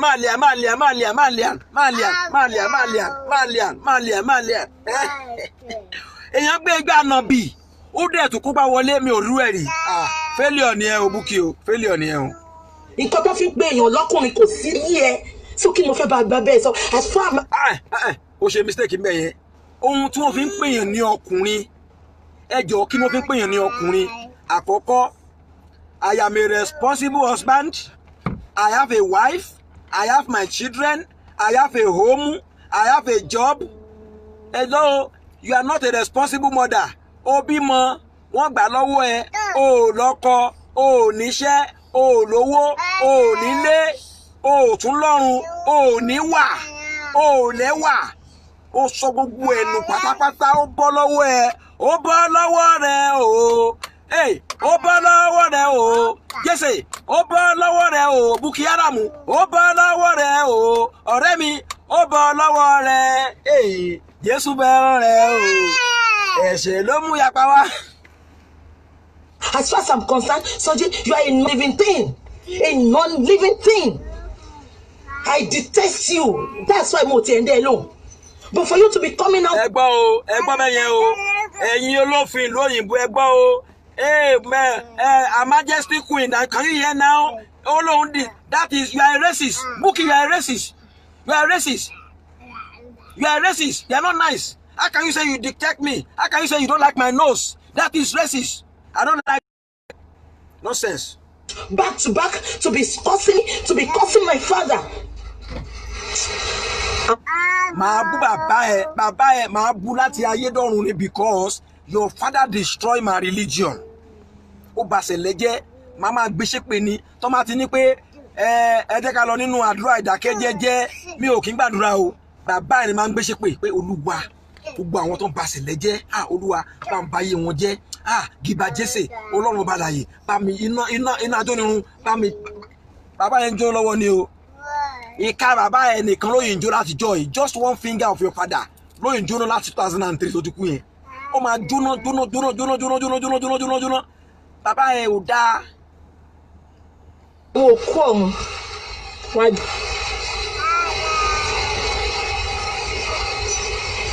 Kí ló dé? Ó dẹ̀ ọdún ẹ̀ àánú ẹ̀dẹ̀ ṣe bẹ̀rẹ̀ sunkún ni o. Ó ń sunkún ni o. Ṣé ká fi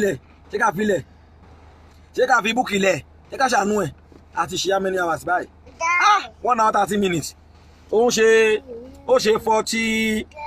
46 minutes fún mi. Mo dẹ̀ fún 1 hour dá padà. Èèyàn ti tó. Ẹja filẹ̀.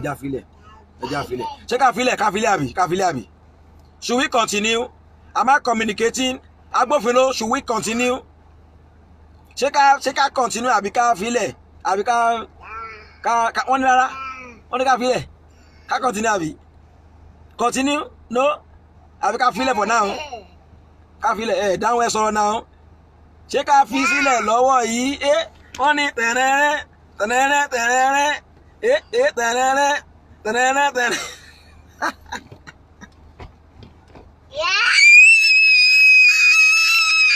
Kò sí family family Jesse gago tó bá ọmọdé yẹn ṣe o. Soji, it is okay. Ambulance is here to pick up somebody. Okay, no. Ẹ má jẹ́ ambulance gbé lọ kódà. Ẹ má kó má sọ pé Soji ló tó fẹ́ kẹ́ni kan máa gbógun jẹ́ ńsìn báyìí. Only no, don't continue please. Okay, ẹ jẹ́ wọ́n ní liver. Yeah. Torí Manchester ń bẹ yẹn. A máa rán ambulance sí wọn bẹ all the time ni. Ẹ rántí jọ́ sí ìkànnù wọn bàtà akànsọ̀rọ̀ méjì péré báyìí ni. Wọ́n ní ó ti fẹ́ kú o. Ambulance ti dé bí o. Èmi ò ráyè ń tèmi. Ọmọ mi.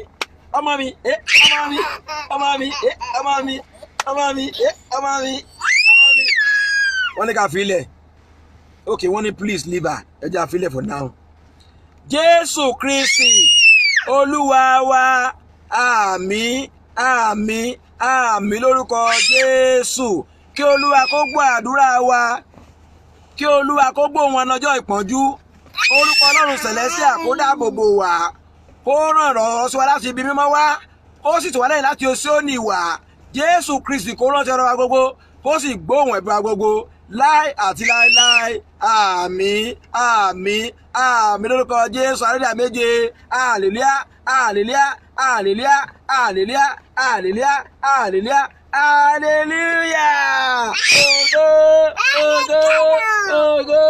Ògo, ìyìn, Hosanna.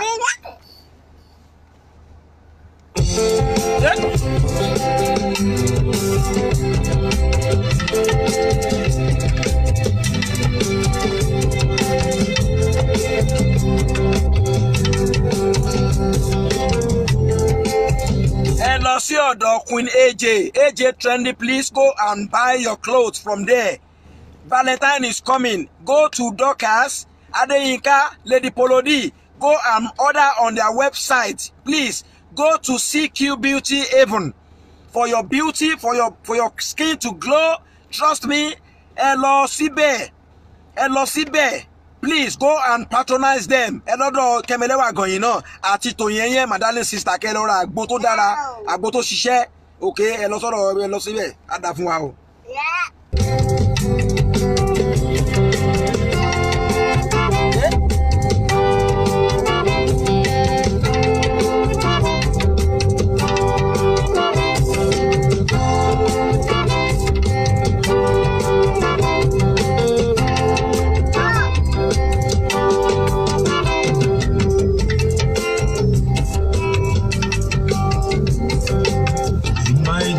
Through the world, over land and over sea, I see deep.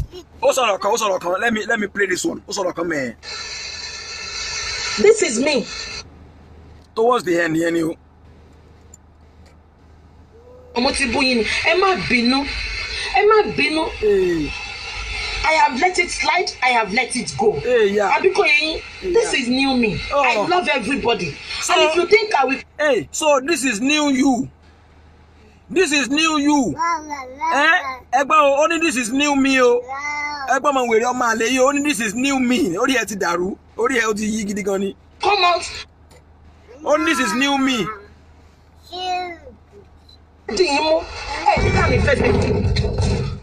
Go back, get started. Ó jáde lé kò padà sílé ọmọ òní ṣe tí ńbẹ. Ẹ jẹ́ ká tiẹ̀ bára wa sọ tọrọ. Ọjọ́ mélòó la fẹ́ lò láyé tá máa ní kílẹ̀. Ṣé ẹ gbọ́ o. Preaching bẹ̀rẹ̀ o. Ó ti ṣe pé ó ti bú mi, ó ṣe bú ẹ̀tàn, ó wá ṣe preaching sí. Ẹ wo basketball yẹn. Bọ̀ kò mẹ́pọ̀ wọn ní délé ń jọ yẹn. Kó tó kú wọn ní ó kiss ìyàwó ẹ̀. I will see you later, darling. But unfortunately kò padà sílé àfi yọ. Nǹkan tá gbọ́dọ̀. I am the best being. Ẹ̀mí pé tàṣí ò ní rí yín bẹ́ẹ̀. Ṣé má bọ́dà ń pa àwọn yẹn? So far tí mo ti ń ṣe nǹkan tọ́lọ́run mi fẹ́, èyí tó kù noise of the market ni. Àbí kò yé yín? Ẹ jẹ́ àfilẹ̀ jàre kó gbádùn. Different cultures and different people's ways. I was born where the sun never sets and never rises. I was born where the heat is like a second skin.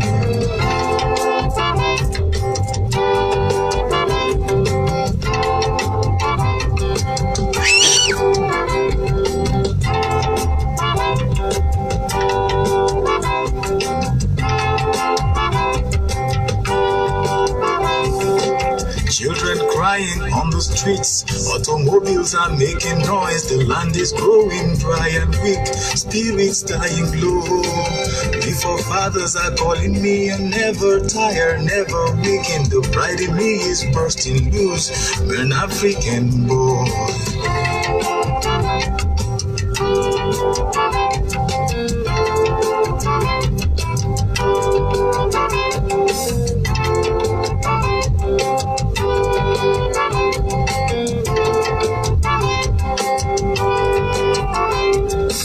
On the farm, my father called me down behind the tree. He said, prostrate at my feet and say a few prayers. Then he told me all the stories of my brave ancestors. Said, look into my eyes, son, you were born to be great. So in the twilight, I went home behind my father with a hoe, listening to the songs of birds. Whispers of the night, I was singing 7 goats, 7 beats, 7 carries, 7 nuts, 7 lives, that's all I've got. I'm an African boy. Over sea, over land, over mountains in the wild. I'll be brave and I'll be strong. I'm an African boy.